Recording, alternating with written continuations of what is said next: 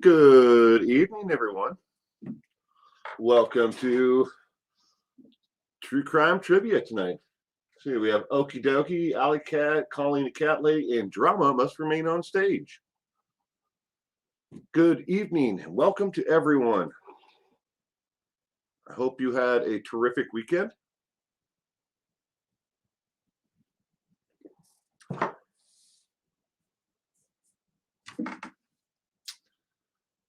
Short and nice. Good evening. I'll wait for some more people to hop on in here, and before we start, I'll plug this thing. I really screwed up my knee. I've got it wrapped up with a heating pad around it. So in order to move, I have to unplug myself from the wall. I'm still here. Hopefully that's not too loud. Good evening, Brooks.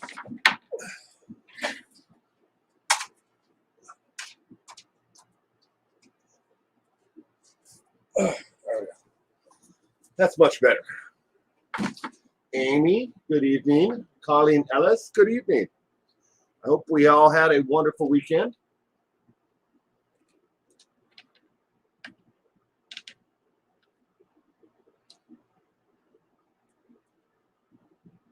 You love your heating pad, Amy? Yeah, I got it wrapped around my knee. It's about the only thing that's giving me any kind of comfort. I've tried icing it since yesterday when I heard it, and the heat is, at least it makes it bearable. Otherwise, just putting weight on my leg and trying to walk or stand hurts too much. Alicia, welcome. Oh, thank you, Colleen. It's been, the knee has been a problem for probably about 5 years. But yesterday, I always have to wear a knee brace whenever I golf or I go anywhere. It doesn't even matter. I mean, just to get out of bed in the morning, I have to put the knee brace on. The only time I don't wear it is when I shower, but I wear it otherwise everywhere because I have to, because my knee keeps on locking in one position, like a 45-degree angle, and you can't do anything. I mean, it'll drop you to the floor. But yesterday, I was wearing my knee brace, and I was just sitting in a chair, and I went to go get up, and my knee, instead of locking this way at a 45-degree angle, went this way. Good evening, RRH. I hope you had a wonderful weekend. Jess, welcome.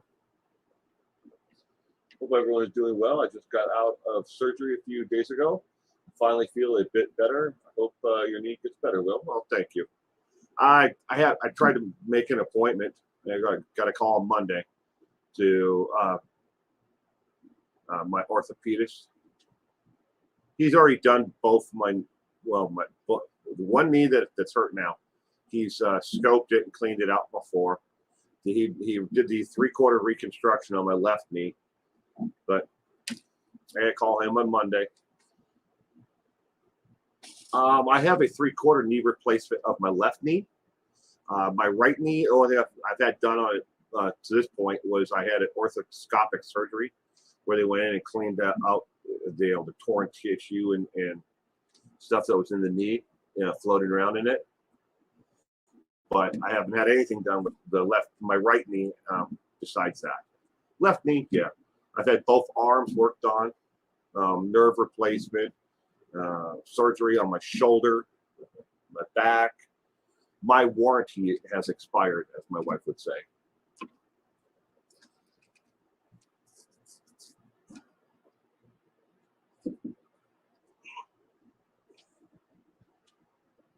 But this thing is soft heat. What it's called. This is a neat, your standard heating pad, but I have it wrapped around my leg and then an ace bandage wrapped around that just to keep it in place. All right, everyone, are we ready for true crime trivia? Let's get this ball rolling. The first question tonight. Good luck to everybody. I hope you have fun playing the true crime trivia tonight. If you do, don't forget to give this a thumbs up. We'll start off with question number 1. What nickname was given to Jeffrey Dahmer by the media? Jeffrey Dahmer. Was it A, the Milwaukee Monster, B, the Babyface Killer, C, Savvy Jeffrey, or D, Beanpole Monster? Hello, Lisa Smith. Good evening, and welcome to True Crime Trivia. All 30 questions that you will see are displayed one at a time on the screen, and the 4 possible answers. There are 30 multiple choice questions.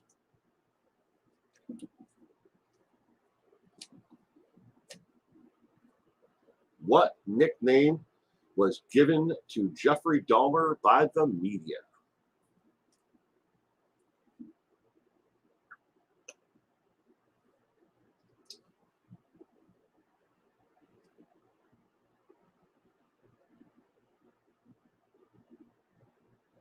You always heard Milwaukee Cannibal.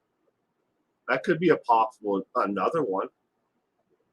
I mean, let's see. There's a question that's coming up tonight. It's on Robert DeSalvo, and he had 3 or 4 different nicknames, 3 that I know of. But it doesn't mean that they don't have. You can't have more than one nickname.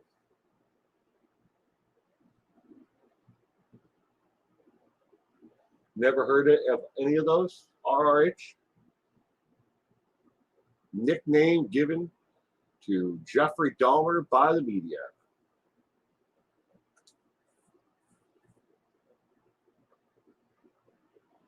Is your hair darker?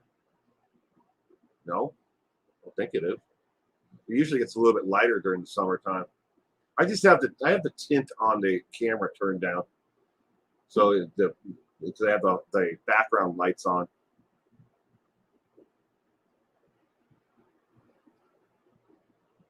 Good evening, Glowworm. Welcome to the stream. Starfire. I hope I didn't miss anybody else. Must be lighting. Yeah, it's the lighting that I have on. Okay, what nickname was given to Jeffrey Dahmer by the media? The correct answer is A, Milwaukee Monster. Milwaukee Monster.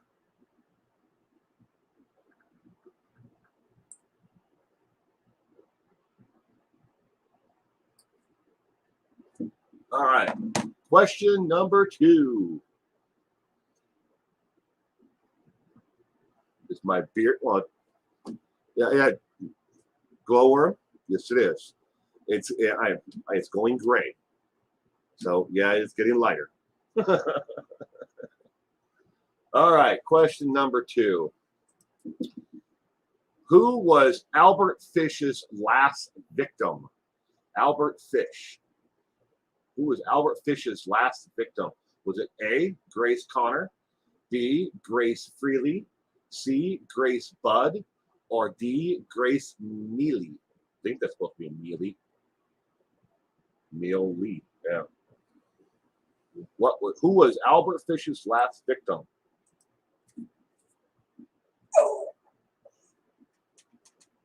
Turn that up too high.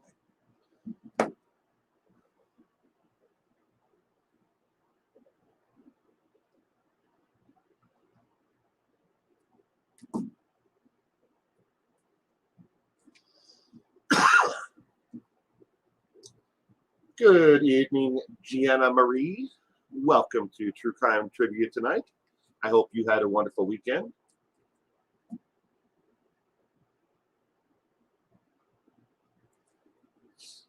Who was Albert Fish's last victim? NEGTSY. Amy.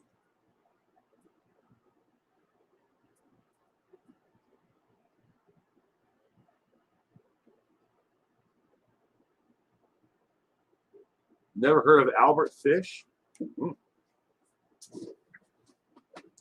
He was a true monster, RRH. He was a true monster. You missed me, Bull, but that's okay. Who misses drama anyways? I didn't say hello to you. Drama must remain on stage. I thought I did. Well, if I did, I'm sorry. All right, who was Albert Fish's last victim? The correct answer is C, as in cat. Grace Budd. Grace Budd is listed as his last official victim. Question number 3. Who was the first victim of Bible John? Was it A, Janet Moores, B, Patricia Docker, C, Sarah Wilson, Wilson with 2 L's, or D, Sarah Williams? Bible John. I'm getting over the second vaccination, but I am starting to feel better. Thanks for asking. Well, that's good, Brooks.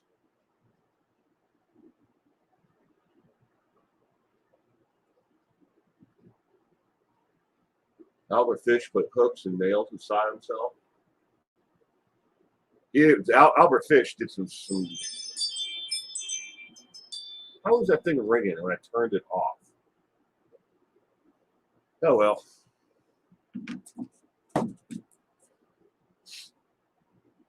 Albert Fish was definitely one weird man, a true monster, and I'm not surprised that that they found out later on that there was a whole series of other victims that he may have actually killed.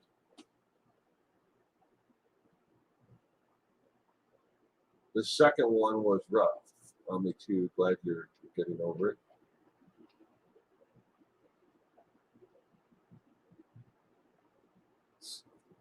Yeah, I didn't have any problem with the first shot. It was the second one is where I actually felt I had the most side effects from the shot, and besides just the sore arm.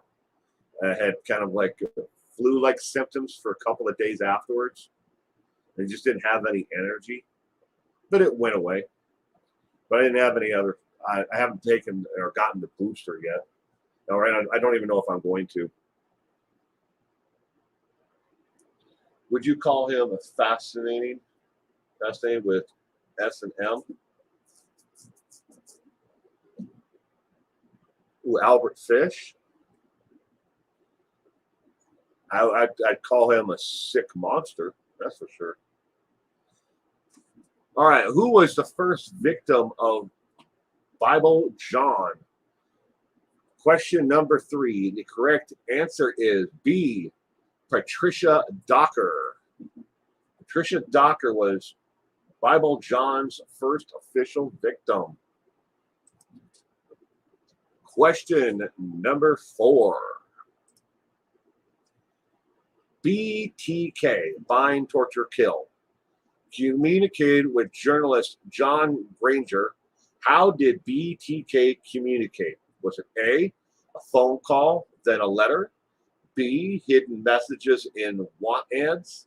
C, a package? Or D, a sticky note on his car? Bind, Torture, Kill, communicated with journalist Don Granger. How did he do it?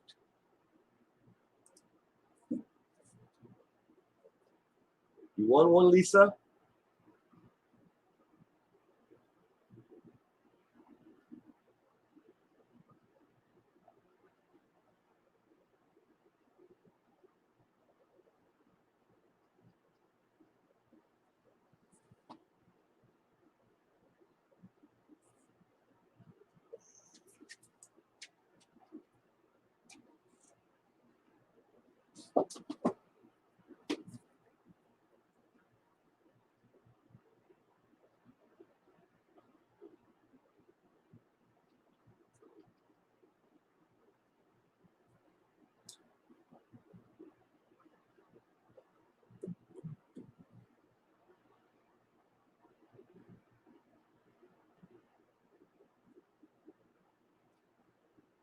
Uh, he wanted to make sure that he was given credit for each and every one of the crimes that he committed. He definitely wanted to do that.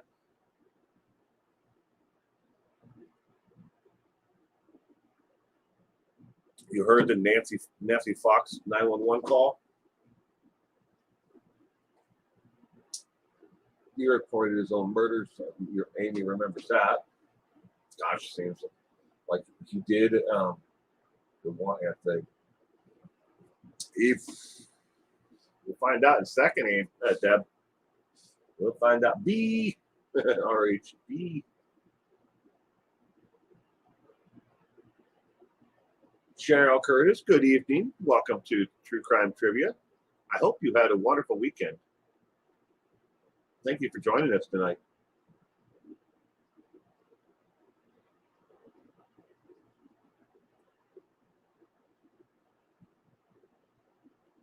All right, question number 4. Bind, Torture, Kill, BTK, communicated with journalist Don Granger. How did he actually do it? The correct answer, ladies and gentlemen, is A.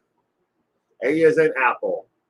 He called him and told him where he had hidden a note, a letter. He called and told him, I have hidden a letter here. I need you to go get that letter because I want credit for what I've done. Yes. That's how he started the communication. And then every time after that, he would do basically the same thing, either a letter or a phone call. But he wanted somebody to report on him and what he had done. All right, question number 5. How did Ed Kemper kill his paternal grandmother, Maud Kemper? How did Ed Kemper kill his paternal grandmother, Maud Kemper? Was it A, beat her to death? B, he poisoned her? C, he ran her over with his truck? Or D, he shot her at close range? How did Ed Kemper kill his paternal grandmother?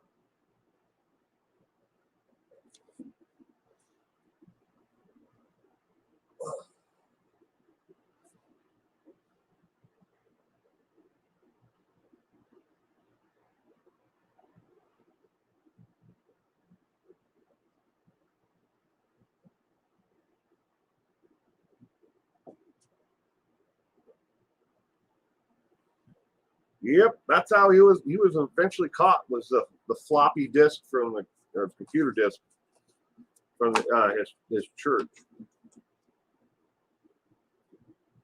Kemper was a big guy. Still is, Amy. Still alive.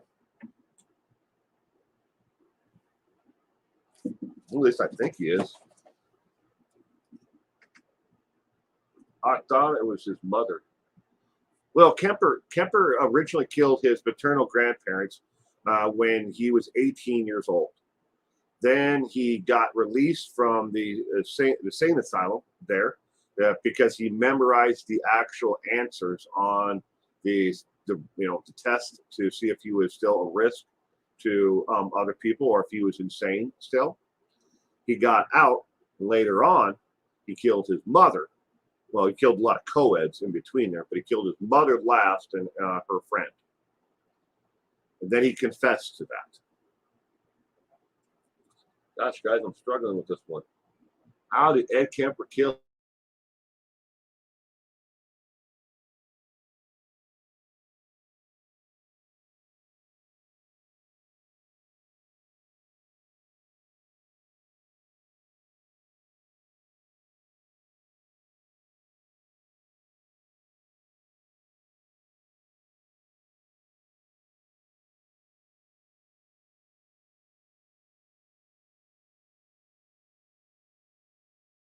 Him through. Surprised that he didn't kill a lot more. You think he put away longer? The question. Tried as an adult comes on. Ate it.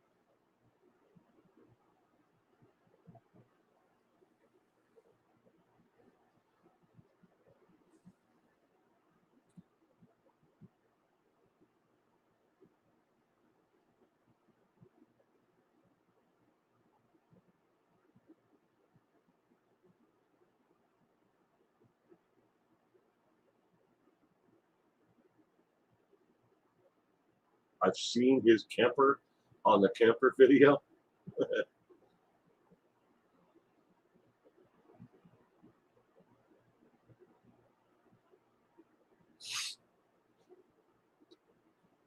Kemper there for a while would if anybody wanted to sit down and talk with him, he was willing to talk. He told them just exactly why he did everyone and how he did each and every one of his crimes. But how did Ed Kemper kill his maternal grandmother? The correct answer, ladies and gentlemen, is D as in dog. He shot her at close range. He was sitting at the kitchen table and he got upset with her. He grabbed his rifle and shot her at close range. Then he went outside and sat on the porch with his dead grandmother in the kitchen and waited for his grandfather to come home from the store. And then he shot and killed his grandfather.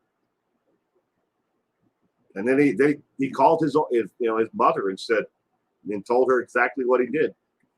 And the cops came, they investigated the entire thing. He sat and he politely got in the back seat of the squad car. It was as if nothing had happened. He didn't care. Will is right. Kemper is a talker. Yeah. All right. Question number 6. How many victims were there of Jeffrey Dahmer? How many victims did Jeffrey Dahmer have? Was it A, 25, B, 17, C, 22, or D, 12? How many victims?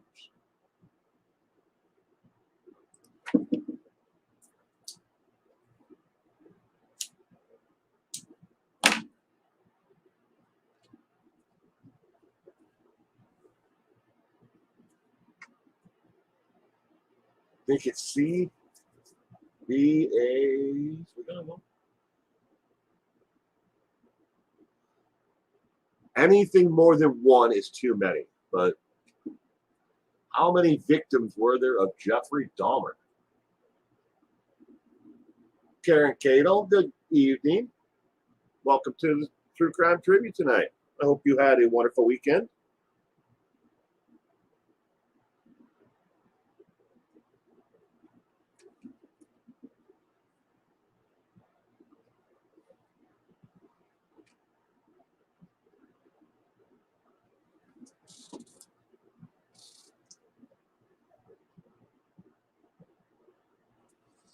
There's a really good interview with Ed Kemper at the prison. I can't remember who he did it with though, but he sat down and he talked about how he committed all his crimes, why he did it, what motivated him, how he was able to fool the psychologist at the state mental hospital that he was sane. He talked about his, how he tried to become a police officer, how, he ended up working for the state of California highway department. He talked about anything and everything in the interview. And I think it's like 3 hours long. It's a really long and in-depth conversation.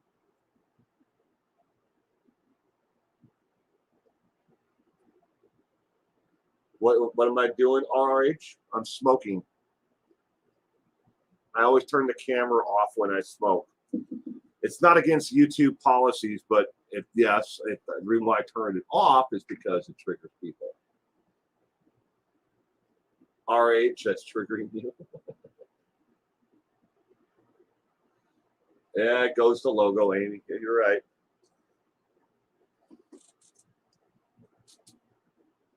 I could just switch cameras so it would actually show, the monitor itself, but it's just easier this way.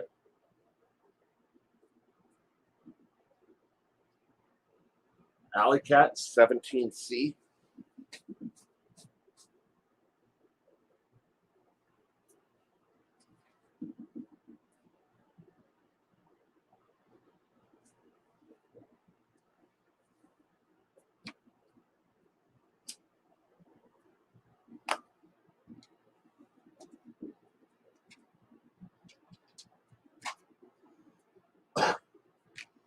Smoking a doobie?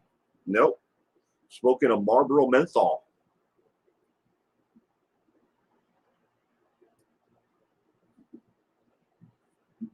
Or are you smoking a doobie? Because I don't partake in marijuana. To each their own, though. I don't have anything against it. If that's what people want to do, then go ahead and smoke it up.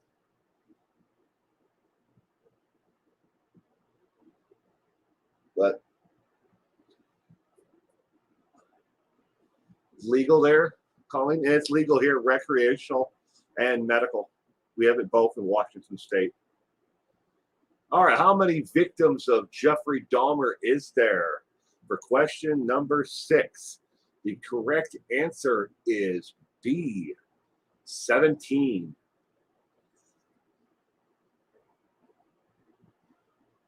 Question number 7. What 15th century French aristocrat, known to some as the original Bluebeard, was executed? What was his name? Was it A, Charles Morland, B, Giles de Reyes, C, Pierre de Charpie, or D, Bob Big Boy? What was the 15th century aristocrat who was also known as the original Bluebeard? What was his name?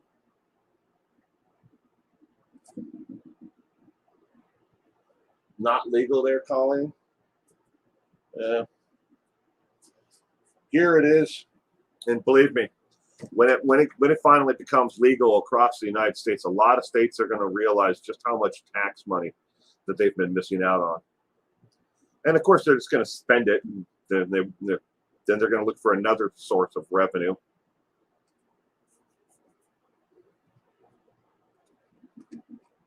LOL, Sharpie.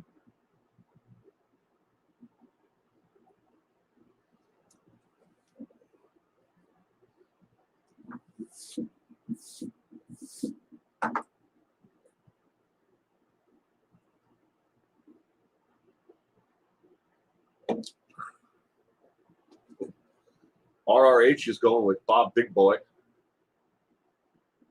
Medical is almost everywhere. Recreational is spreading. Bob Big Boy burgers. So funny, I have to go see, as I have no clue. Jess now wants a burger.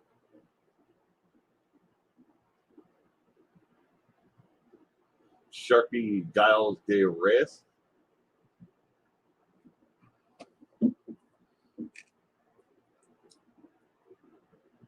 Left-handed RN, good evening. Welcome to the True Crime Trivia. I hope you had a wonderful weekend. Drama must remain on stage. Stop the war on crime. Legalize it all and take the money and take the pedophiles out. Yeah. Not sure how they figure that they can be rehabilitated.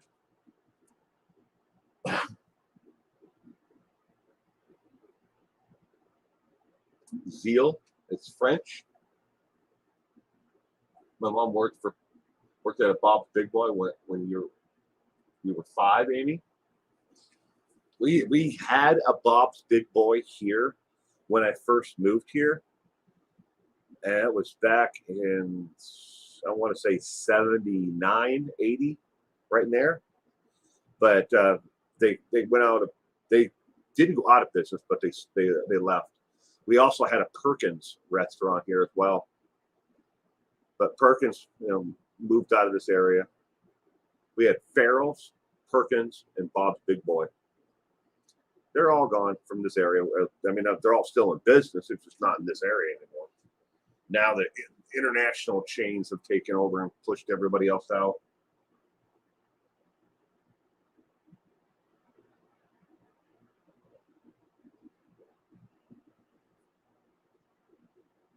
Okay. What 15th century French aristocrat known as the original Bluebeard was executed? What was his name? For question number 7, the correct answer is B, as in boy, Giles de Reyes, or however you pronounce it. I think it's pronounced Reyes, but that's how it looks to me, but I could be wrong. We had Perkins here, 2 gone now. Yep, I used to love going to Perkins as a kid because they had that wishing well. You know, if you ate your meal, you got to pick a toy out. They're always like really cheap, like plastic toys, but it was still something. We never went to Perkins a lot, but we would go every once in a while for breakfast or lunch. My dad used to like to stop at them because my dad was a master carpenter. Whenever he heard that they were tearing down like an old building or a barn or something like that, he'd go to try to find old growth timber. So, question number 8. To where did Durant dispose of Miss Lamont's body? Where did Theo Durant dispose of Miss Lamont's body? Was it A, in the cellar, B, in the bell tower, C, in the rose garden, or D, the river? Oh, Jesus.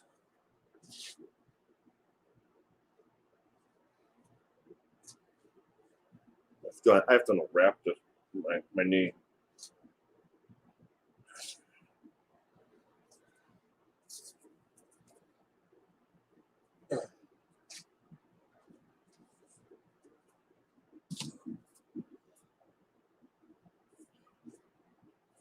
It's getting a little bit sweaty. Where did Durant dispose of Miss Lamont's body? You have no idea? The hell is Durant? Theo Durant, serial killer. Where did Theo Durant dispose of Miss Lamont's body? Increase my vitamin C? For what? What would increasing my vitamin C do for me? Drama must remain on the stage. I mean, I'll do it. I already take a vitamin C now. I will. I have to research later.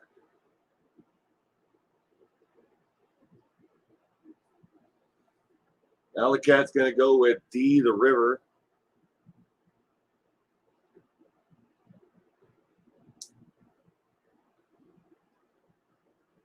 Karen's going with B, the bell tower.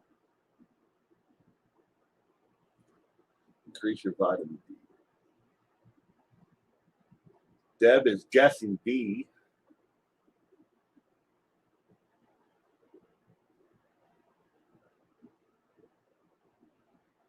Helps with joint pain. Vitamin D. Well, I'm pretty sure what I did was I either completely detached the tendon that holds the kneecap in place. I've done that on my left knee. That was one of the first problems I had with my left knee before I had surgery. But I don't know. I'll find out here shortly, hopefully. But I already take vitamin D and I take vitamin C. And then I take a multivitamin.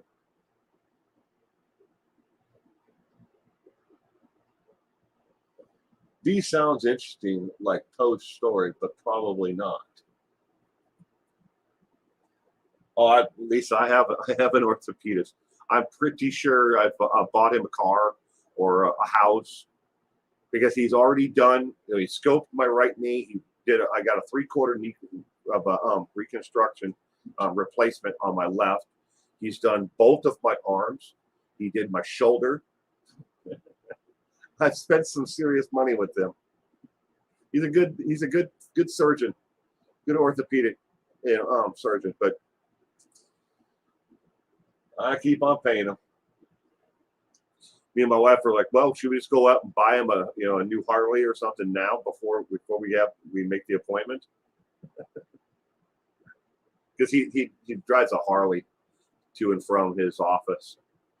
Always sitting right up front there. But okay, what is to question number 8? To where did Durant dispose of Miss Lamont's body? The correct answer, ladies and gentlemen, to number 8 is B. B as in boy, the bell tower.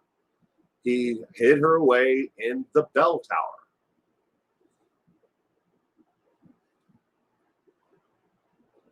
It has to be a very old story.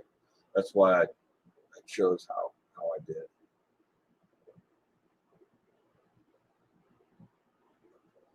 Oh, thank you, Lisa. I lived a very fast-paced life when I was younger, and I really did not take care of myself like I should. So now I'm breaking down. It happens though. You never think about what your body's going to be like when you're older, when you're in your 20s and doing stupid things. But such is life. All right, question number 9. Which famous serial killer was also active in his local politics? Was it A, John Gacy, B, Albert Fish, C, Ed Kemper? Apparently, I didn't put a D in there. Well, you only get 3 options here, A, B, or C.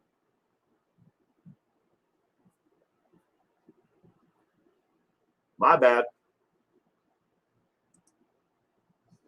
I'm going to look, make sure it's not. Okay, the correct answer is on the screen. So instead of 4 options, you only get 3. But which famous serial killer was also active in his local politics? Oh boy, look at all those A's. Debbie, Gacy, the clown face. That's funny. Bundy did too. Bundy helped on. He was a volunteer. I can't remember the guy who was running for president, but he did definitely do that. He was active in politics. Your odds are better, Short Nice. That's true. Only 3 options. And the correct answer is, I looked at my answer key here. It is definitely listed on the screen, the correct answer. So that's a good thing.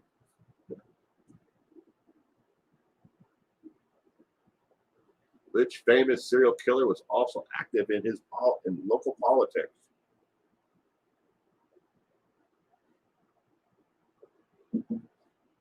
Yep. Oh yeah, he definitely was. Could you imagine that though? John Wayne Gacy was a swinger.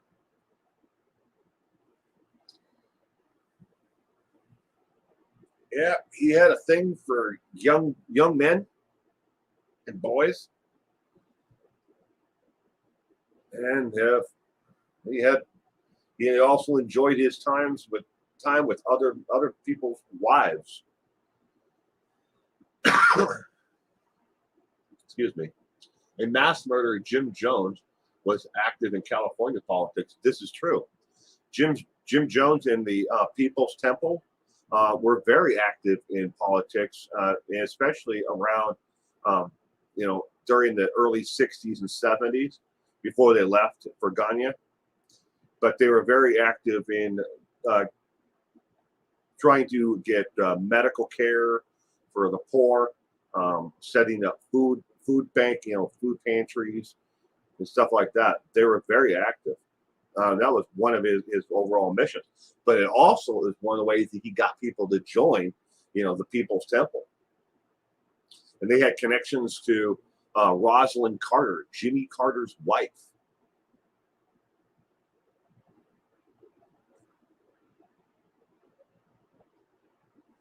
Yeah. Yes, he did, Amy. A lot of John Wayne Gacy's victims worked for him or he offered to, lure them, their male prostitutes, some of them were runaways. But which famous killer was also active in his local politics? The correct answer is A, John Wayne Gacy. He was very involved with his local Democratic Party.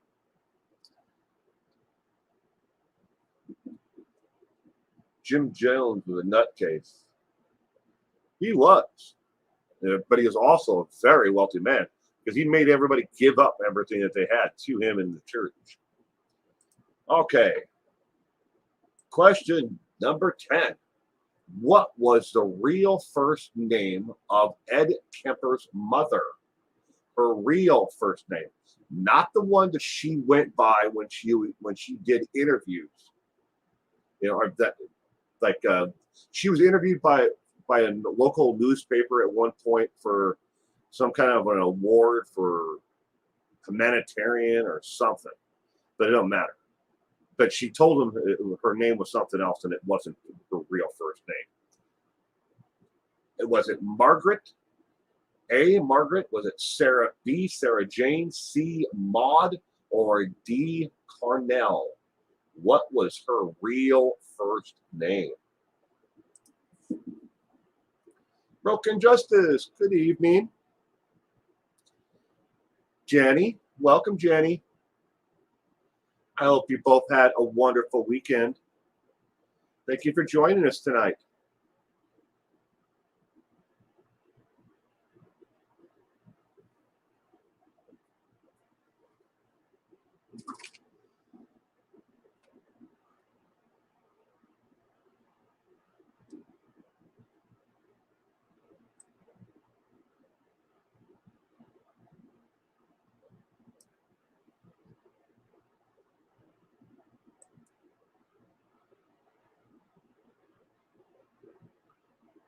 John Wayne Gacy was also a Small Businessman of the Year.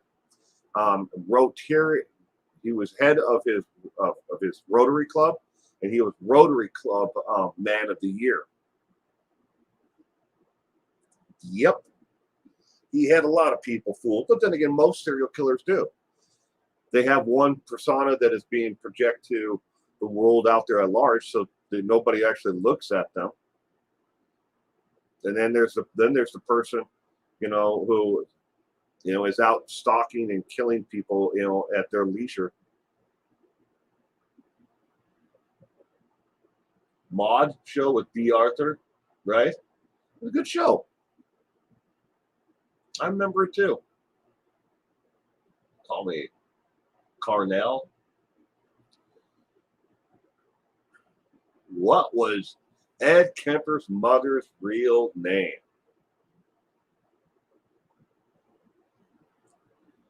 Amy, go with D. Ed Kemper was as smart as Bundy, though he was brilliant. He's a very, very smart, well-read man. I will definitely give Ed Kemper that. Unfortunately, he's crazy. He's a killer. He's a cold-blooded killer. But in a lot of ways, his mother made him that way. But then again, at some point, he had to take responsibility for his own life. And, well, killing him was just something that he did. He enjoyed it, using his power and his size over people.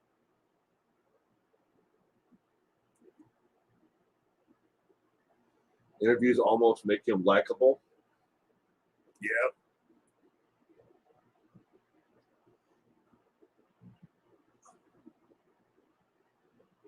What, Maude? Starfire, you didn't like the Maude show when you were a kid? Is that what you're talking about? What was Ed Kemper's his mother's real first name? The correct answer, ladies and gentlemen, is D. D as in dog. Carnell.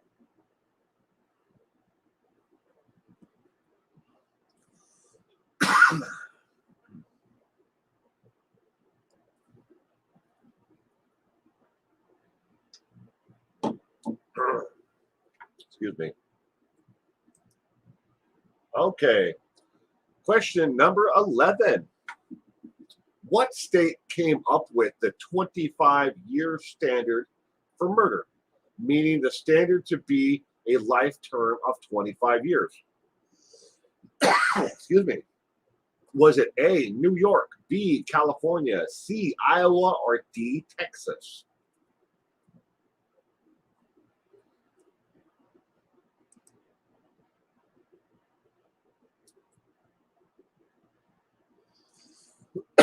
Excuse me.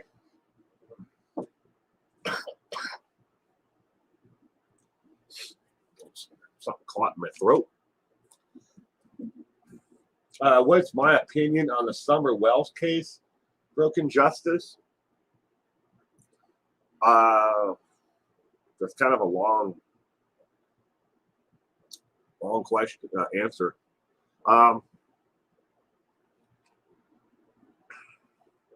Well, there's a couple things I'd like to see happen.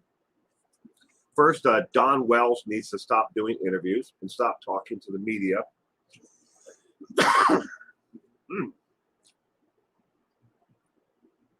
I'd start with that.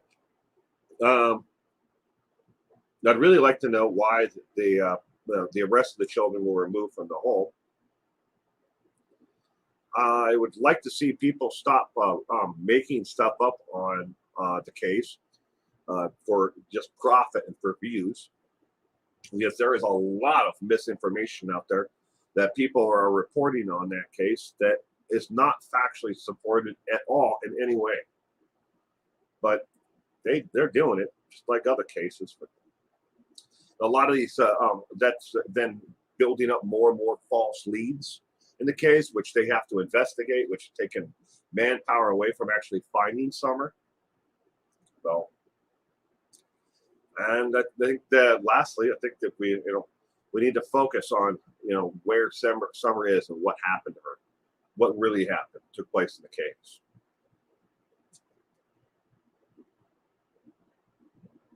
All right, what state came up with the 25-year standard for murder, meaning the standard to be a life term of 25 years? Was it New York, California, Iowa, or Texas? The correct answer to question number 11, ladies and gentlemen, is A, New York. New York came up with the standard of 25 years,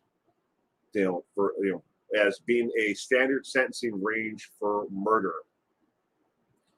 Before then, if you were sentenced to, you were convicted of murder, some judges could say, well, I think that we'll just give you 9 years. And others would say, I think the standard would be 35 years. They were all over the place when it came to sentencing, standards. But in New York, they finally said, look, we have to come up with a standard of what we will. Somebody is convicted of murder, first-degree murder, whatever, second-degree murder. They came up with standard sentencing ranges, and they've been tweaked around the United States now.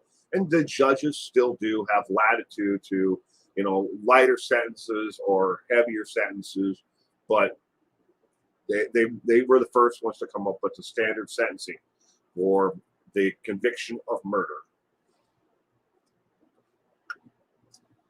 All right, question number 12. Question number 12. Already. What year did the Son of Sam killings start? Son of Sam. What year did the Son of Sam's killings start? Was it A, 1976, B, 1971, C, 1973, or D, 1977? What year did the Son of Sam killings start?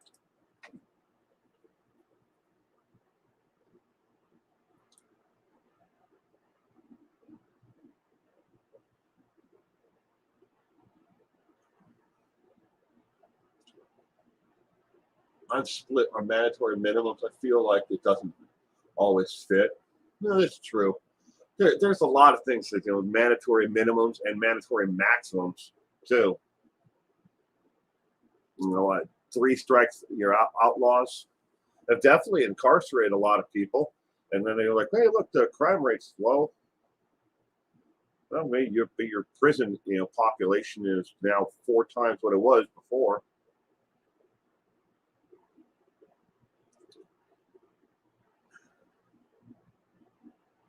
Broken Justice is going with 1973. Ken is going with A. Bayside. Welcome to True Crime Trivia, Bayside. Bayside is going with 75, which is not an option, Bayside.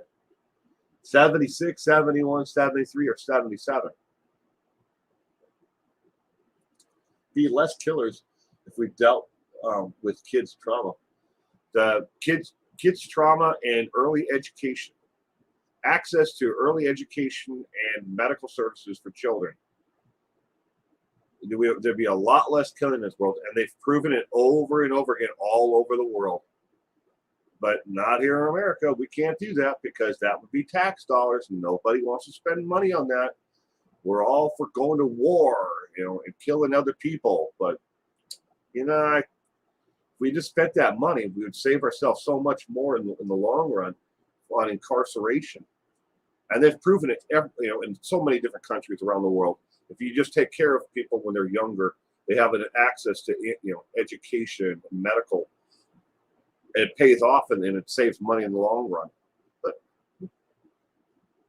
can't tell Americans what to do because this is America. Most serial killers have been abused. This is true. Sing to Me Soprano. Welcome to True Crime Trivia tonight. We are on question number 12 out of 30. Multiple choice questions that are displayed on the screen along with the 4 possible answers. What year did the Son of Sam killing start? The question number 12. The correct answer, ladies and gentlemen, is A. 1976. The first 2 victims were Donna Laurie and Jody Valeri. I think that's how you pronounce it, Valeri. They were the first 2 victims. They were just 2 friends who were sitting in a car having a conversation, and he came up and he shot and killed them both right there in the car.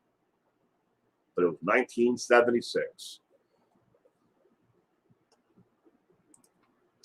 All right, question number 13, ladies and gentlemen. How many victims' bodies were found in Yuma City that Juan Corona killed? How many victims were found in Yuma City? Was it A, 10, B, 15, C, 25, or D, 35? How many victims were found in Yuma City?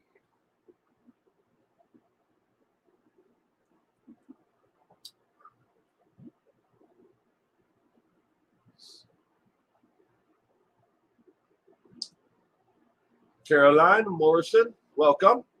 Hello, Will. Nearly 4 a.m. in Scotland. Ooh, that's early, Bob. Thank you for joining us anyways, from Scotland. I hope you had a wonderful weekend.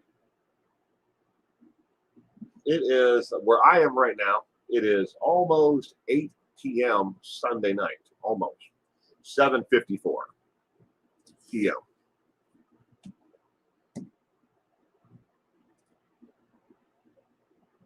Moments in Trading. Good evening. Yuma City got coronavirus killer. The coronavirus killer.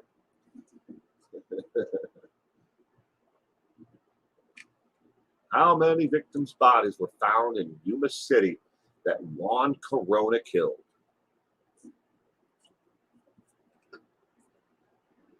It's where Amy is. It's 10:54.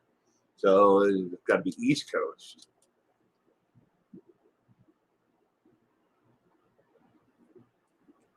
Starfire is almost 11 there, where you are.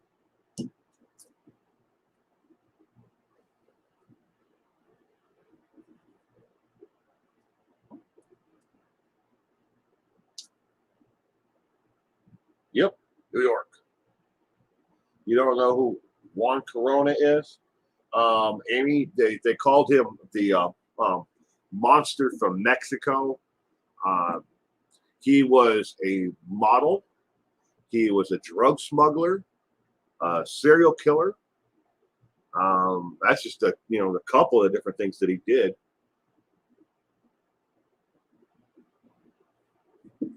Apparently, he was like a very attractive individual, and that was what that helped lure his victims in. Saskatoon.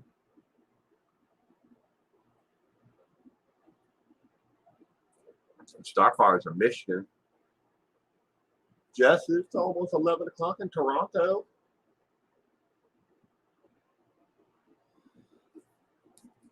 Well, how many victims were found in Yuma City that Juan Corona killed? The correct answer is C, as in cat. 25 of them in a mass grave. 25.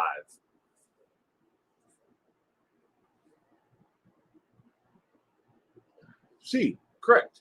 You got it right, Jenny. All right, question number 14. Elmer Wayne Henley helped which serial killer to obtain young men? Was it A, Gacy, B, Coral, C, Bundy, or D, Dahmer? Elmer Wayne Henley helped which serial killer obtain young men?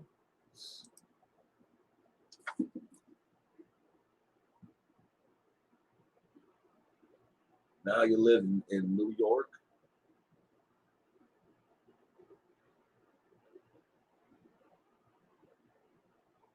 That's the entire population.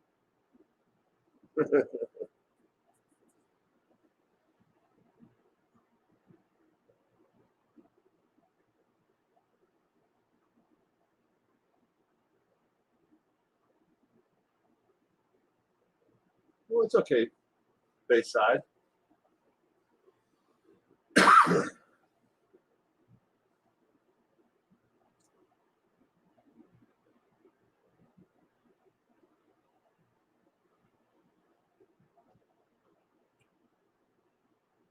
Elmer Wayne Henley helped which serial killer obtain young men?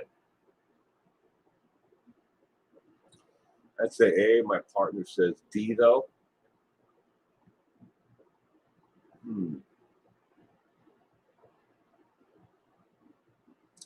Sing to me. Soprano is going with B. Got a little bit of everyone up there, except for I didn't see anybody guess Bundy though. All right, Elmer Wayne Henley helped which serial killer obtain young men? The correct answer, ladies and gentlemen, is B, as in boy. Coral, the Candyman. He paid him to bring him young men so he could abuse them and then kill them. Question number 15. Which victim of Theo Durant did he speak the most fondly of? Was it A, Minnie Williams, B, Blanche Lamont, C, Carol Effin Baskin, or D, Maud Allen? Which victim of Theo Durant did he speak the most fondly of?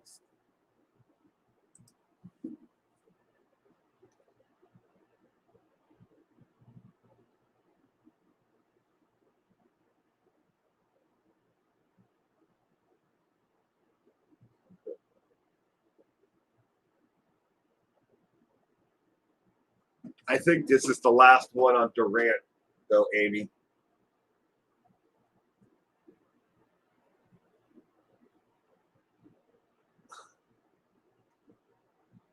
And we all know Carol Effin Baskin is still alive. So obviously, now you have a better chance because I've eliminated.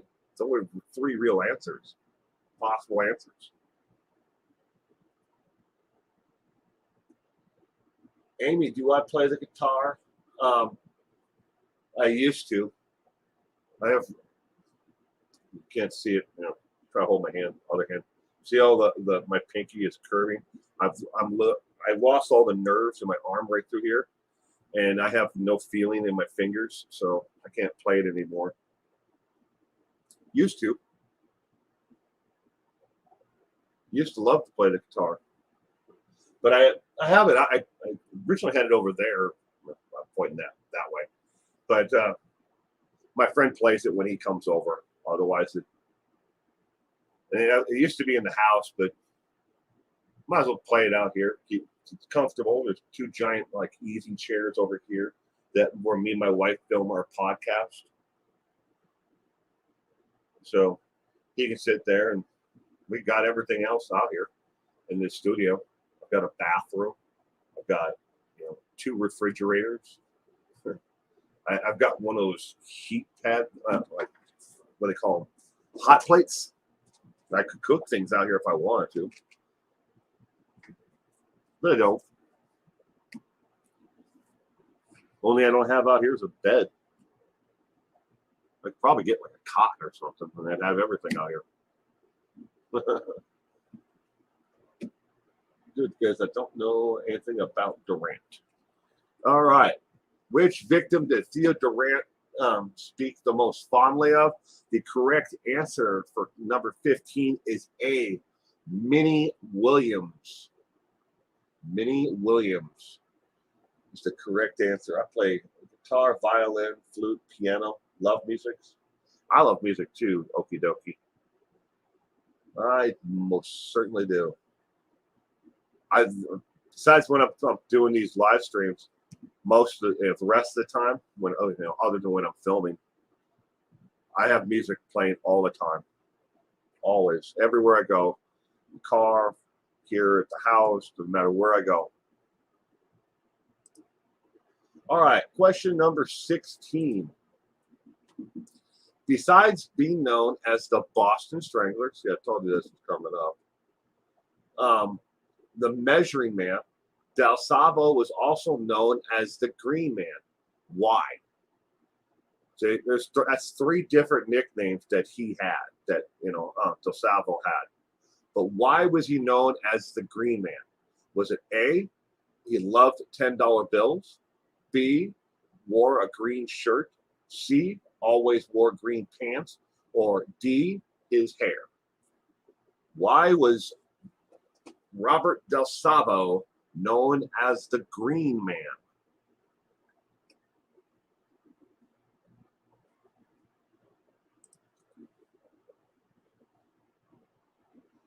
Constantly wear headphones. I've got like 3 pair that are hanging up here. A couple of them are Kraken. That's the actual brand name, Kraken. But the ones that I use most of the time are they're Bluetooth wireless.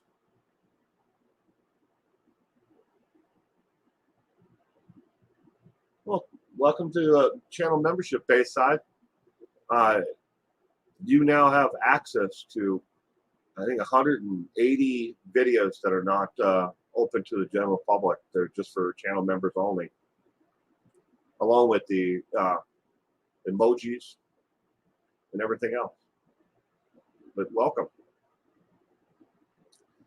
Albert must have been a leprechaun.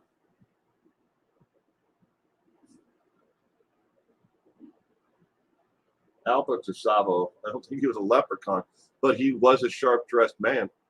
That's for damn sure. I wear noise-canceling headphones. Are they boys or balls, whatever the hell they are? I used to have some, but then my son destroyed them. Noise-canceling ones.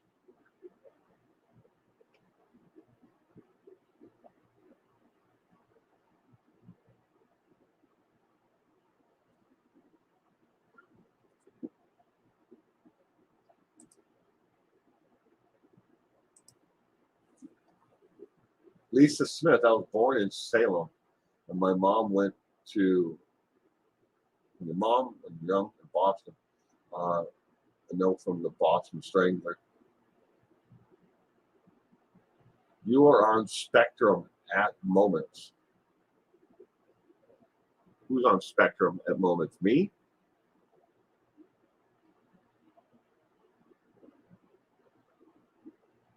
Well, thank you, Bayside.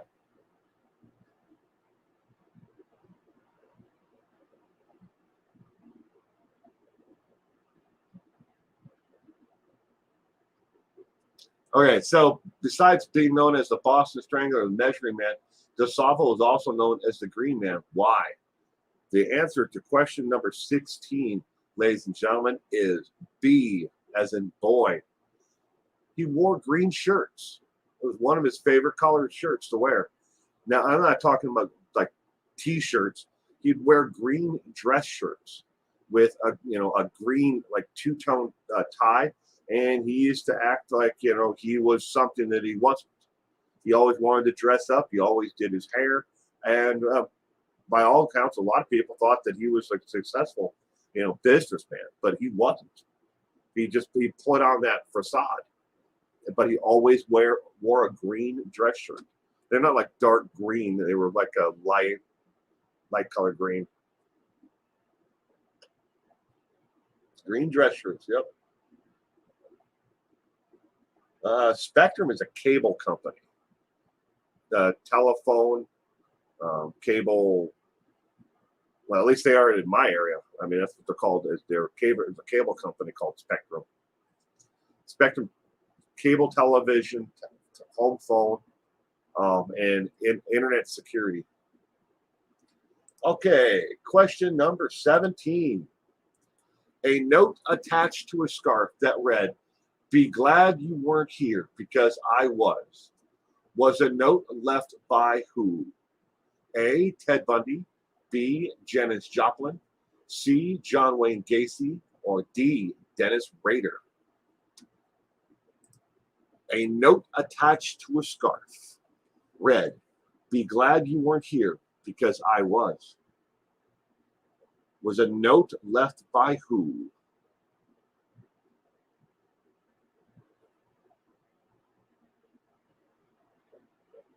You're on Comcast, Asperger's syndrome, or autism spectrum disorder.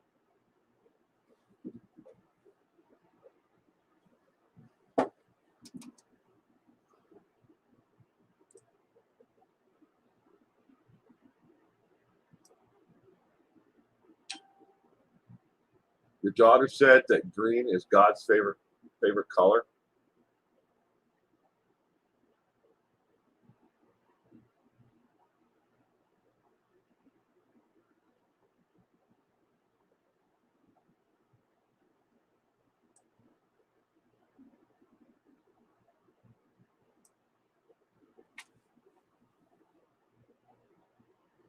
D should be Dennis Rader, right?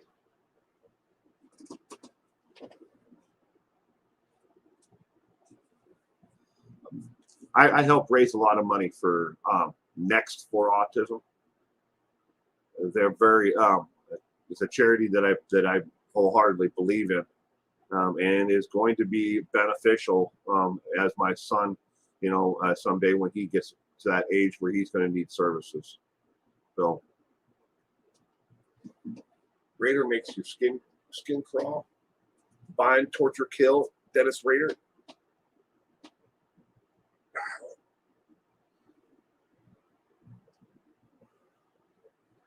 D, because he liked to write letters. He definitely did, didn't he? He definitely liked to write letters. All right, question number 17. A note attached to a scarf read, "Be glad you weren't here because I was." Was a note left by? The correct answer, ladies and gentlemen, is D, as in dog. That is one victim of Dennis Rader's that he never got a chance to kill. Well, she was going to become his next victim. He left that note attached to a scarf in her house, and he was planning to kill her that night, but she didn't come home. She had other things going on, but he waited inside of her house. So when she came home, though, and he had already left, but he left that note attached to his scarf and left it on, I think it was on a nightstand next to her bed, that said that, good luck, good that you weren't here because I was. That's creepy as hell. I don't care who you are. You come home and you find somebody left you a scarf and a note, and then you find out later on that it was a serial killer.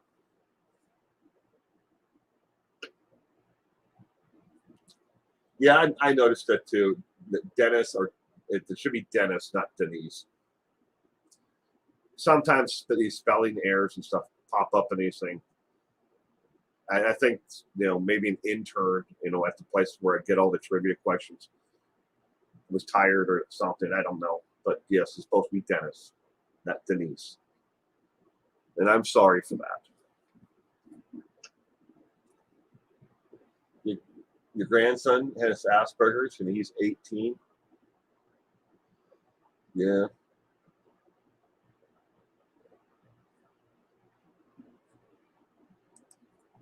My son he has autism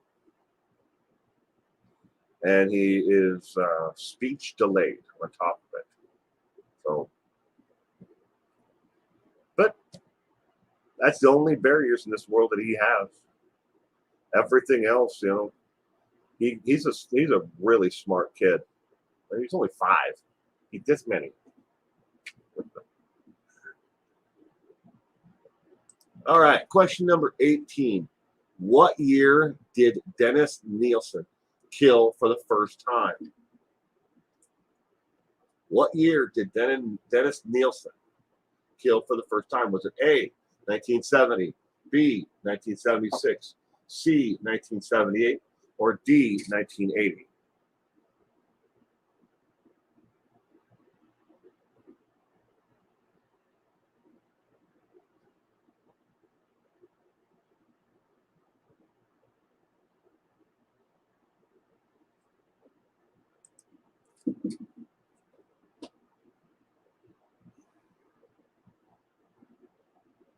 Lieutenant RN, you don't know who Dennis Nielsen is? From Great Britain, from the UK, United Kingdom. I recently found out my parents never told him he had Asperger's. I mentioned I was reading that. Where'd it go? I mentioned it to his wife, and she was amazed. Bye, chat. Got to run now tonight. See you all later. Bye, Will. Take care. Bye, Deb. You have a great one. Stay safe out there. Until next time. Jenny is going with 78. There's a new Netflix doc about him, I believe. I don't know. There might be. I was going to watch Netflix the other night, but I didn't get a chance to. Hopefully, I will this week, because I'm not going anywhere or doing much of anything the way my leg is right now. The Memories of a Murderer, and it's on Netflix now. Oh, good. Well, I'll check that out, because I'm going to be laid up for a little bit. I ain't doing anything. It's hard enough just to walk from the house here to the studio. Sarah, hi, Will. I have 4-1 now. And everyone stopping in, and say goodnight. Have a great week. You too, Sarah. Thank you. You stay safe out there, Sarah. All right. What year did Dennis Nielsen kill for the first time? Question number 18. The correct answer is C, as in cat, 1978. The exact date of his very first kill was December 30th, 1978. Question number 19. Friday, May 1st, 1992, 19-year-old Sherry Ann Palmer left the motel where she was living to go meet her boyfriend. What was the name of the motel? Was it A, the Al Motel, B, Dollar State Inn, C, Motel 6, or D, the 77 Inn?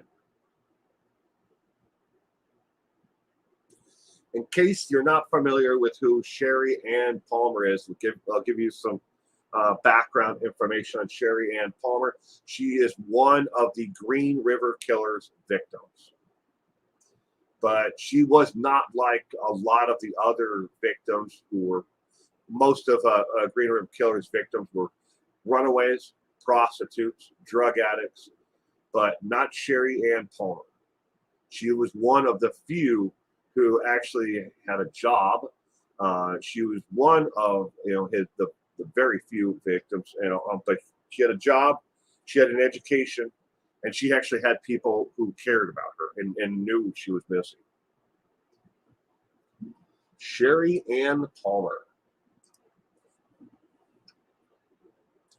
Good night, Lisa.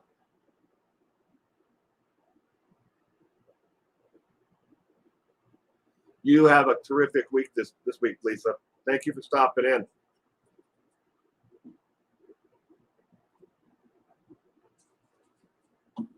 You've only heard of C?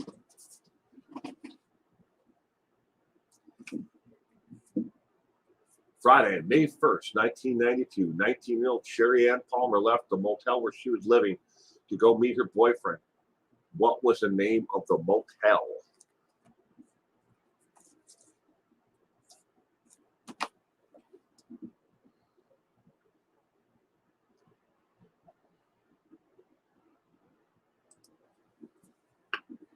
I'm still here. You're still there.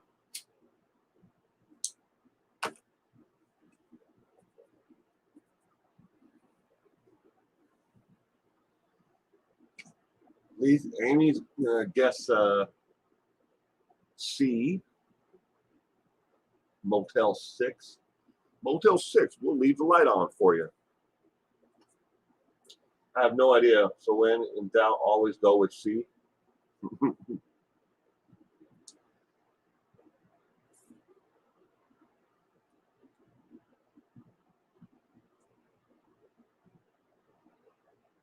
We got C, A, there's B's.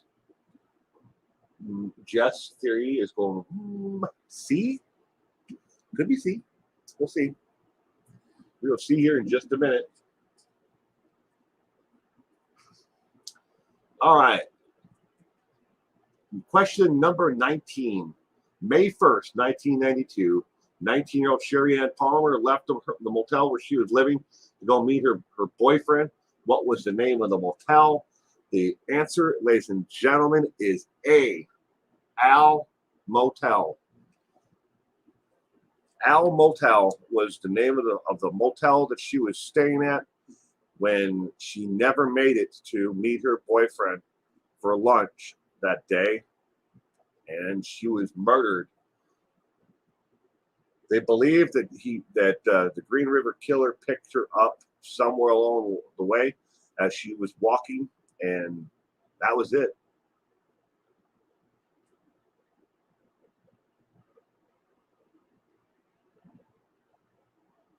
Truly is the stuff of nightmares.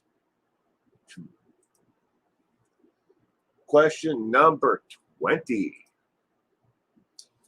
Who was the head of the Criminal Investigation Division during the hunt for the Green River Killer? Was it A. William Moore, B. William Dent, C. Richard Crasty, or D. Richard Moore? Who was the head of the Criminal Investigation Division during the hunt for the Green River Killer?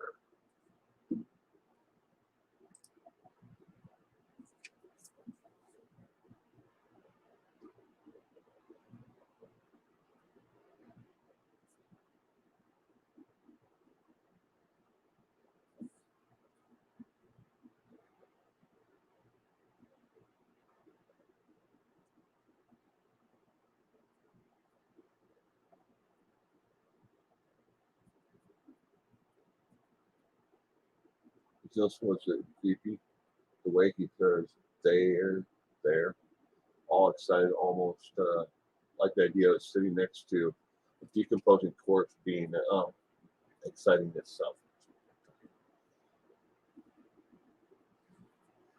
Dennis Nielsen was one strange man.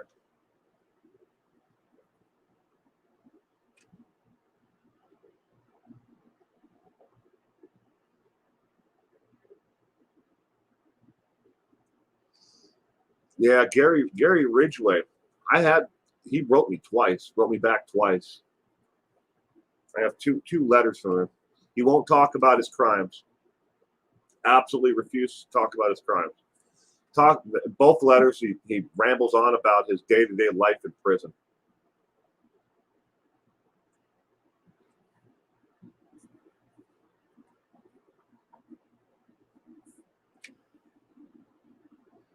Thought it was Robert Keppel, so I'm not voting. You're not voting, Jenny? Oops, forgot to turn the camera back on. My bad. My bad. Who is the head of the Criminal Investigation Division during the hunt for the Green River Killer?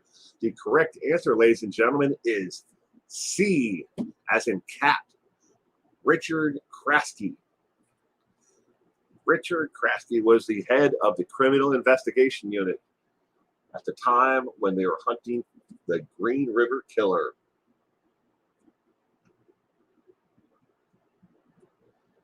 Yeah, twice. I haven't heard from him in a while. I don't think he's going to write me back. But all right, question number 21. Who was the other partner in crime accredited for introducing the Candyman to Henley in the first place? Was it A, David Steers, B, David Connor, C, David Durst, or D, David Brooks? Who was the other partner in crime? Bob Keppel was an investigator, but not in charge.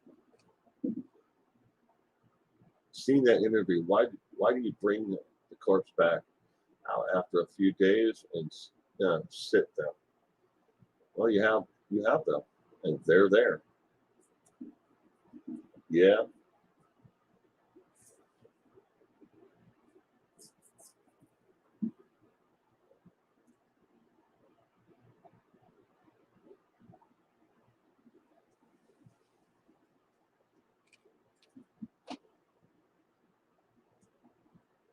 Well, we got C's, an A, a D.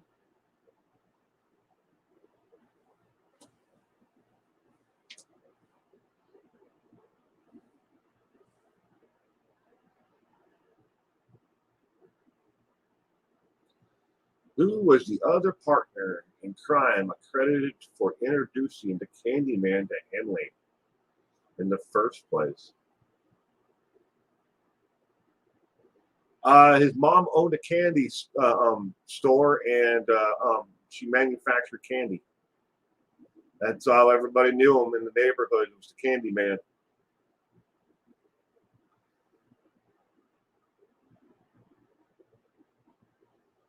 That's why they called him the Candyman.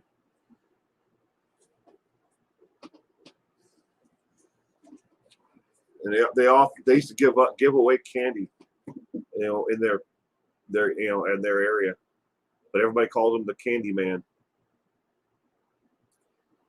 Unfortunately, he was one sick son of a.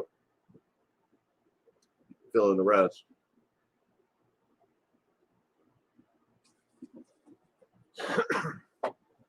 Who was the other partner in crime accredited with introducing the Candyman to Henley? Question number 21. The correct answer, ladies and gentlemen, is a D, as in dog. David Brooks. David Brooks was sentenced to, long time. But he was the other partner in crime with David Coral. Question number 22. Where was the body of Minnie Williams discovered?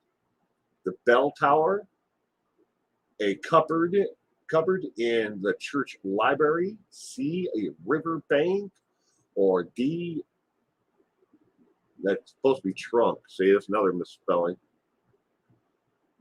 Truck of a Buick. It's supposed to be trunk. I didn't notice that before. But D is obviously supposed to be the trunk of a Buick. Where was Minnie Williams discovered? Teenager, David Brooks. Yep.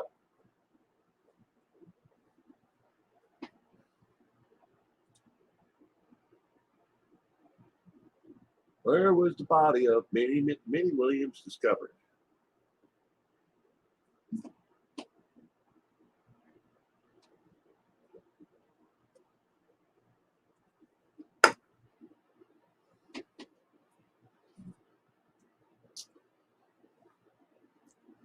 Sing to me soprano is going with Riverbank.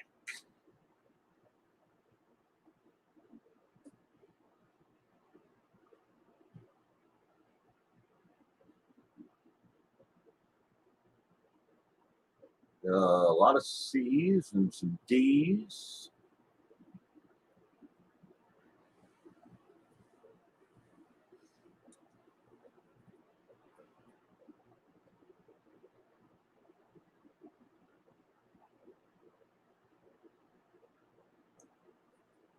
Where was the body of Minnie Williams discovered?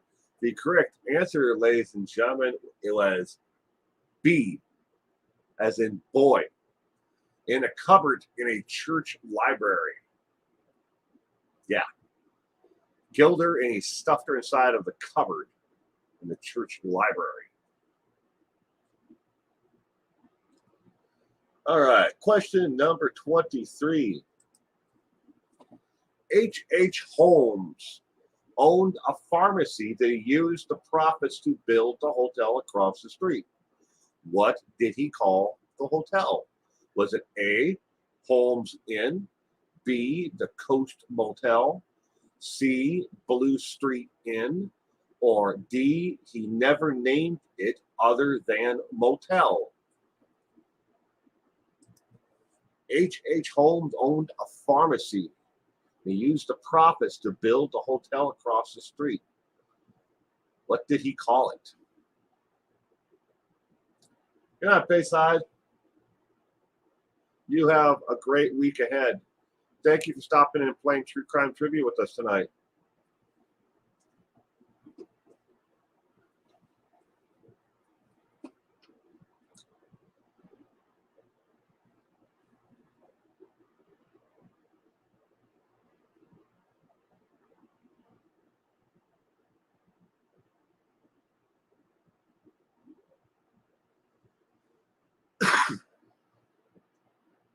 You know that there was like a period of 5 years though of H. Holmes' life that they still are not sure where he went or what he did for 5 years.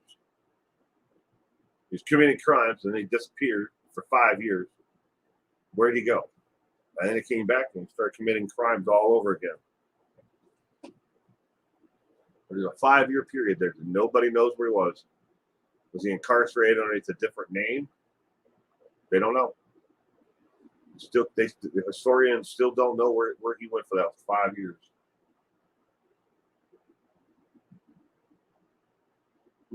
Tough one. As much as I've heard about the building, I don't remember hearing a name for it. Yeah. We'll find out in a second here.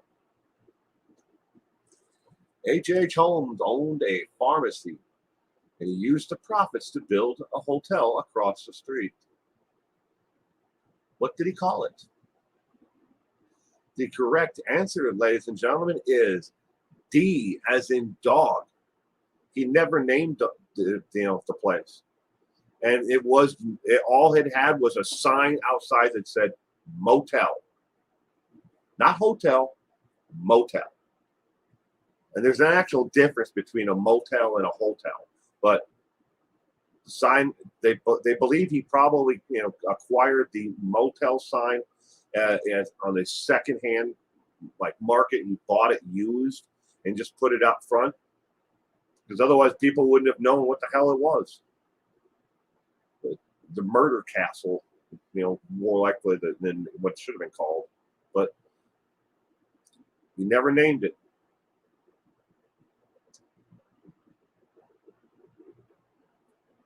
No one saw the whole building plan.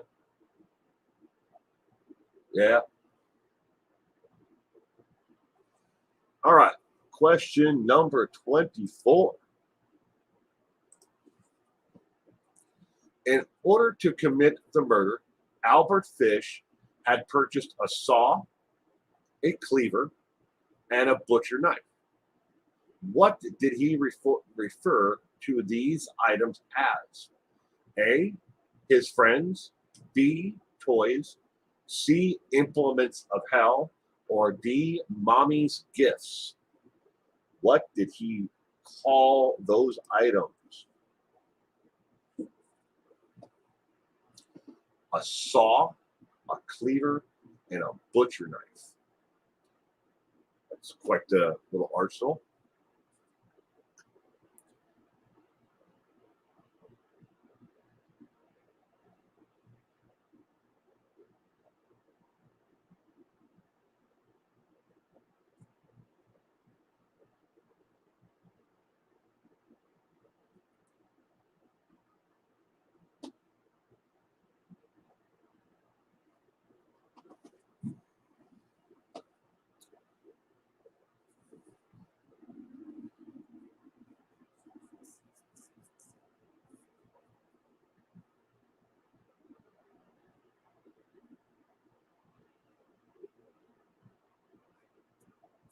So we got B, D, C, and B.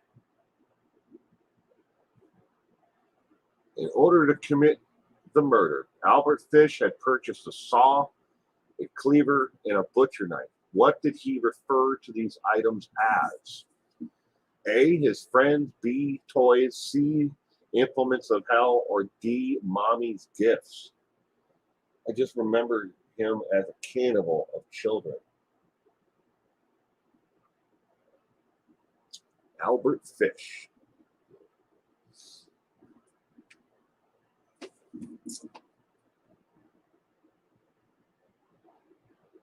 Well, in order to commit the murder, Albert Fish purchased a saw, a cleaver, and a butcher knife.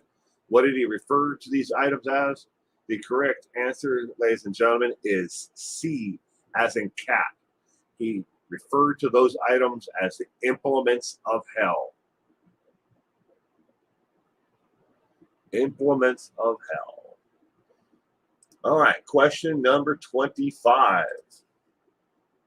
What did Richard Ramirez carve into his hand to show off to the media?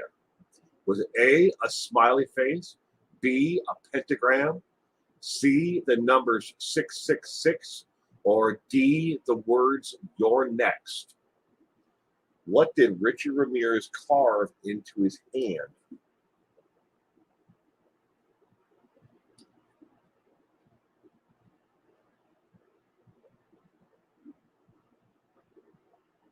B so far.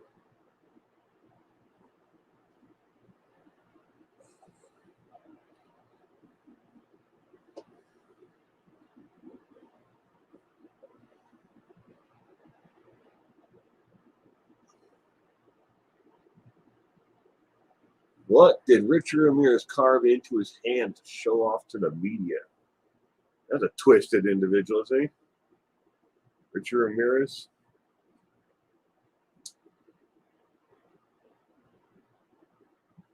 Oh yeah, especially during the trial. He loved it. He didn't want it. He didn't like the attention beforehand, but he loved it during the trial. Richard Ramirez is one of the scariest serial killers. He gave me the creeps. Just a look on his face. He's just so, his eyes are just dead.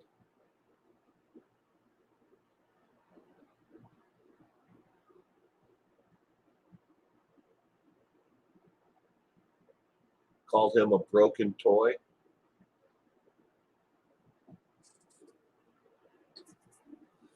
What did Richard Ramirez carve into his hand to show off the media? Ladies and gentlemen, the correct answer is B. He carved a pentagram into his hand to show off to the media. B, pentagram. Question number 26. This man was called the French Ripper. He killed shortly after Jack the Ripper around 1897 and struck fear into rural France. What was his name? A, Joseph Vaucher, B, Vola de Merchant, C, Kenneth Pure, or D, just Kier. What was his name? The French Ripper.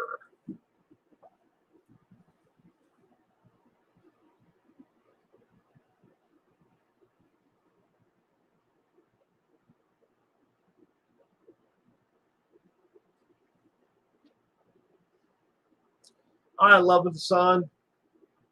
Welcome. I hope you had a terrific weekend.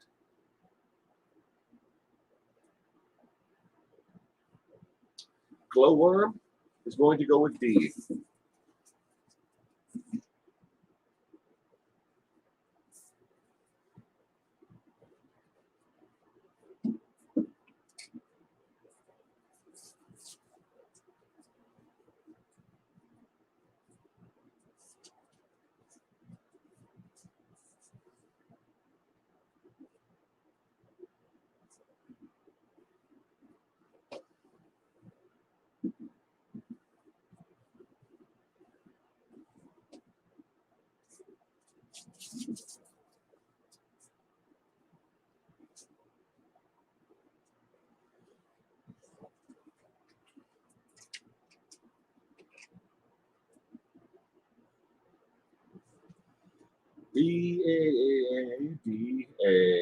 B.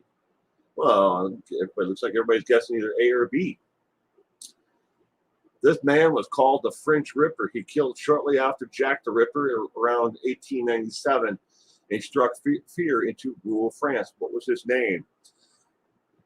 Question number 26, ladies and gentlemen. The correct answer is A. Joseph Thatcher. A. The French Ripper sounds like a sandy. A sandwich? French Ripper.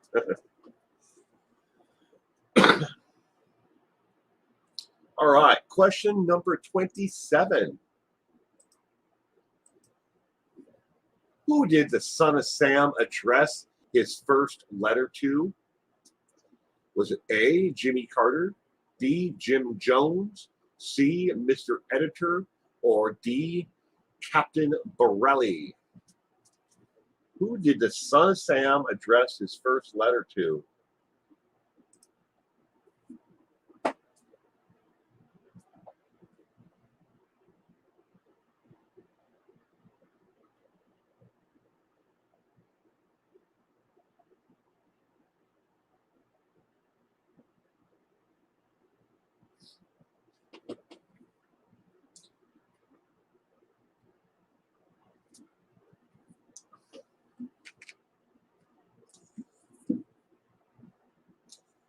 We get some A's, some C's, some B's, and a D. Glowworm is going with D. Captain Borelli.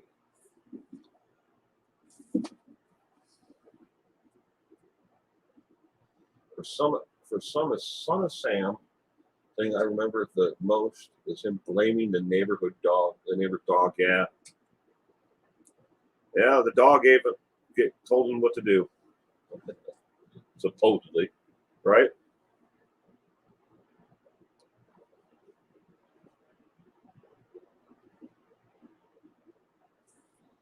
Who did the Son of Sam address his first letter to? Lieutenant R.N. is going with D. Love Son, C. Breslin. I don't know who Breslin is. Question number 27. The correct answer is D. Just like Jenny just rang in there and said, D. Captain Borelli was the first letter that he wrote and sent was to D. Captain Borelli. Question number 28. How were all the women killed by? How were all of the women? Could have been. How were all the women killed by Bella Kiss? Were they all strangled, beaten, shot, or stabbed? Bella Kiss. That's the person's name. How were they all killed? Were they strangled, beaten, shot, or stabbed?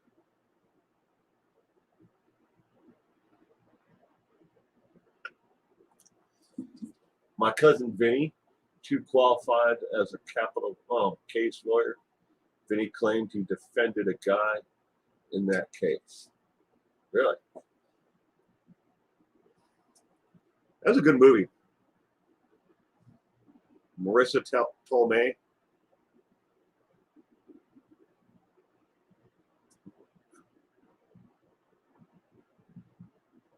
Two Utes. What? Two Utes.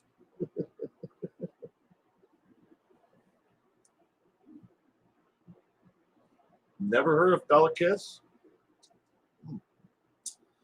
Please repeat the question. How were all of the women killed by Bella Kiss? Were they A, strangled, B, beaten, C, shot, or D, stabbed? You should be also, love the sun, should be able to see it on your screen as well.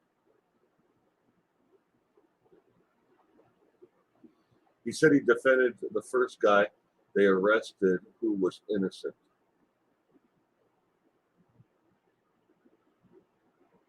Love trivia even if you do bad?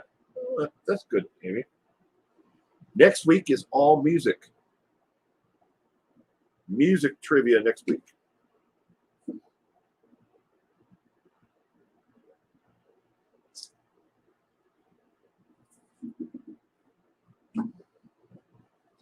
How were all the women killed by Bella Kiss?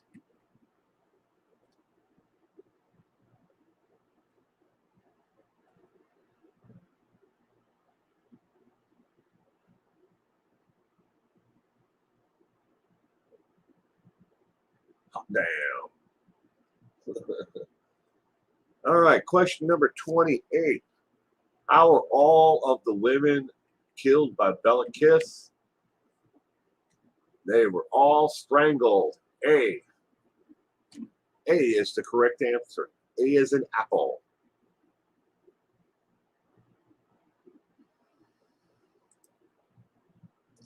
Question number 29. What was the verdict of Ed Gein's murder trial in 1968? Was it A, he was guilty, B, not guilty, C, not guilty but insane, or D, mistrial? What was the verdict of Ed Gein's murder trial?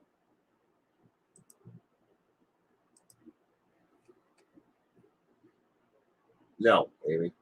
That's an actual guy. It's his name. Bella Kiss. Yeah, music.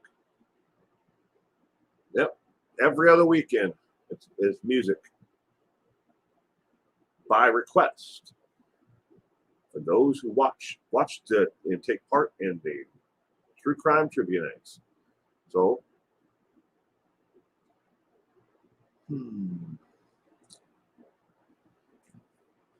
what was the verdict of Ed Gein's murder trial in 1968?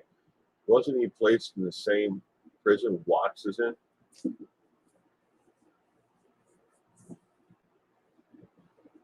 I'll answer that in just a second. Lieutenant RN.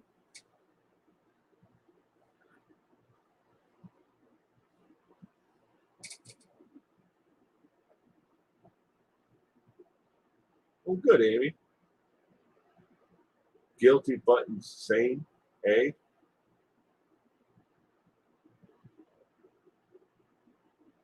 Well, A is guilty, B is not guilty, C is not guilty but insane, and D is mistrial. What was the verdict? Dun, dun, dun, dun.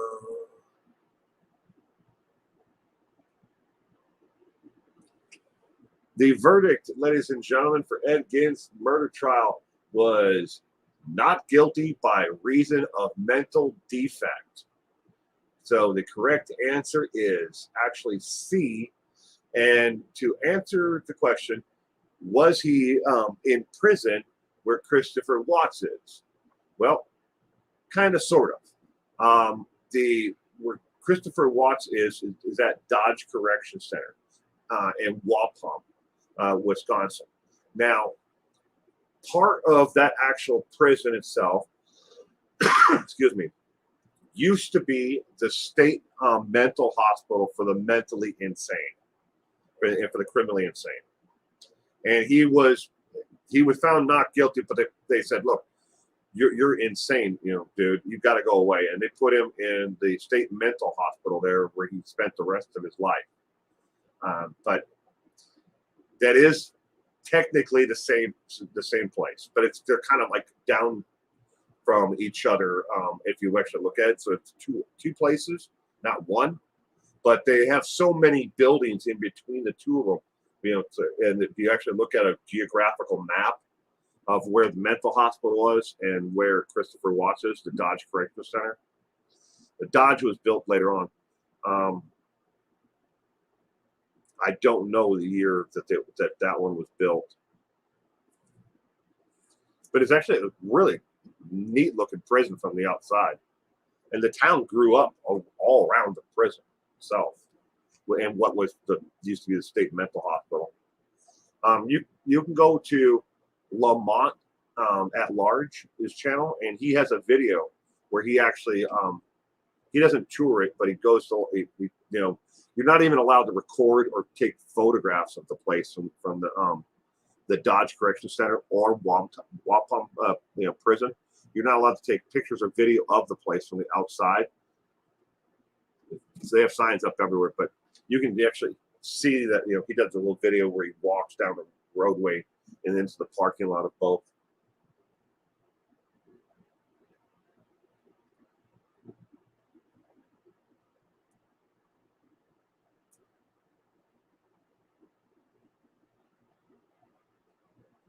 Lieutenant RN, you saw Lamont's video? Yeah. All right, question number 30. After the Columbia expedition closed, there was a long list of missing people. How many were traced back to H.H. Holmes' hotel? Was it A, 20, B, 30, C, 40, or D, 50 plus? After the Columbia exposition closed, there was a long list of missing people. How many were traced back to H.H. Holmes' hotel? 20, 30, 40, or 50 plus?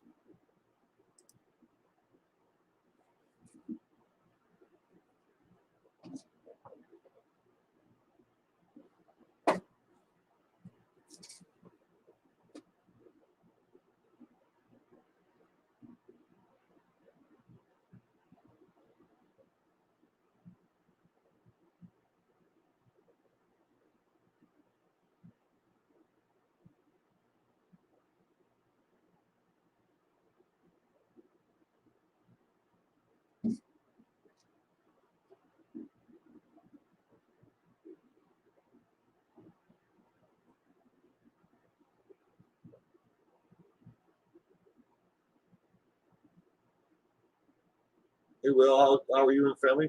We're doing good, Lily Jam. Doing good. And I hope you had a terrific weekend.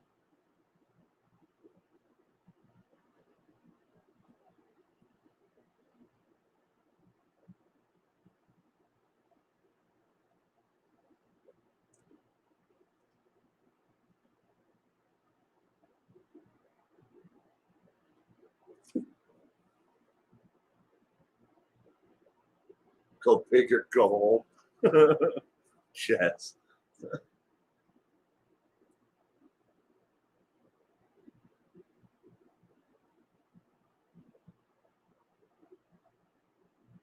Sing to me, soprano. Sure, I'll look it. I'll look it up later. I don't know how you can be found guilty and be insane at the same time, though. You can't be both. I mean, you can be insane, but if you're insane, you can't actually be found guilty. At least not the way it's supposed. The law's supposed to be written. But I'll look it up. I did, Lily Jim. Except for I hurt my knee. But I'll survive. Yeah, we've got a bunch of people are guessing D and some A's. After the Columbia Exposition, closed, there were a long list of missing people. How many were traced back to H.H. Holmes' hotel? The correct answer, ladies and gentlemen, is D as in dog. 50 plus people were missing, and they could trace those people back to H.H. Holmes' motel, whichever he looked at it as. But D is the correct answer. Bonus question. Who was the youngest victim of the Boston Strangler? Who was the youngest victim? And no, this is not multiple choice. Who is the youngest victim of the Boston Strangler?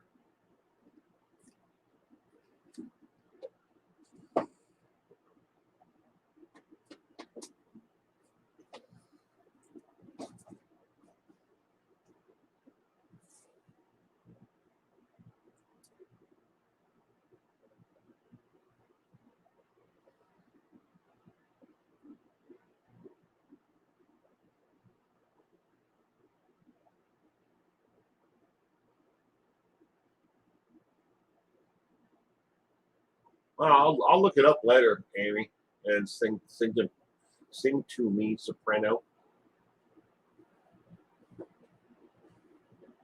I will definitely look it up later on. Who is the youngest victim of the Boston Strangler? No clue. I'm calling the cavity.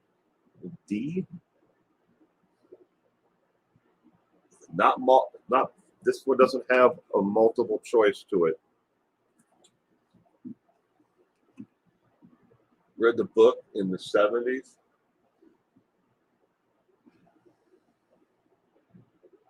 Moments in Training 12? Who? Look for the name. All right. The bonus questions answer. Who was the youngest victim of the Boston Strangler? Mary Sullivan, age 19. January 4th, 1964. Was the youngest victim.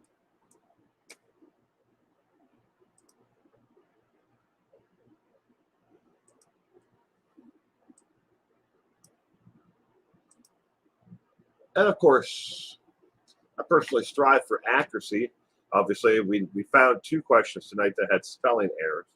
And I will definitely look into the one about, Ed Gein's, verdict on, if he was not guilty by insanity or if he was found guilty later on. I will definitely look into it. But where's my pen? There it is. I have to write on these after I'm done. But I've done them. I've got so many of them that are already done right now. And I have to kind of do some more of the music ones. But I hope everyone had. She was 19 years old. Loved the son. She was 19 years old. I hope everyone enjoyed the trivia questions tonight. If you did, give this a thumbs up. Appreciate if any other additional questions you want me to look into on the trivia questions for tonight. Put them down in the bleeper comment section down below. Let me know. I'll definitely look into it. Try to answer them as fast as I can. Better see a specialist. Yeah, Brooks. It don't feel right. Don't look right. There's nothing good about my knee at all. And I tried to call on my orthopedist on Saturday morning, or Saturday afternoon, approximately, after I heard it. But all I got was their telephone switchboard. It's like they have like a messaging service that answers their phones for them after hours. But that wasn't going to get me anywhere. So I'm going to call back tomorrow.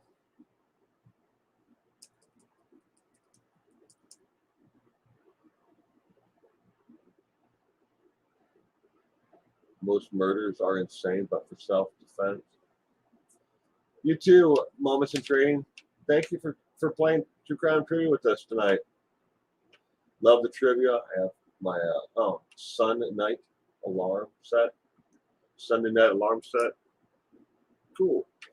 Because I can't guarantee if YouTube's ever going to send out notification.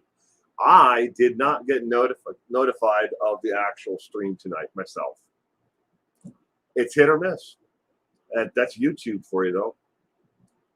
They tell you to tell people to hit that bell icon, and so you're notified of whenever the creator puts up new content. I'm subscribed to my own channel, and I didn't get notification tonight of the stream. But yeah, well, what can you do, right? Yeah, I'm probably going to need at least an X-ray, something else. I'll find out. Good night, Jess. But good night, everybody else. Thank you again for stopping in and playing the True Crime Trivia with us tonight. I really do appreciate each and every one of you stopping in and playing. I hope you all have a terrific week ahead. And thank you again. And remember, next Sunday night, same time, but next Sunday is all music trivia. So everybody, you take care. Oh, thank you, Jess. And you have a great week.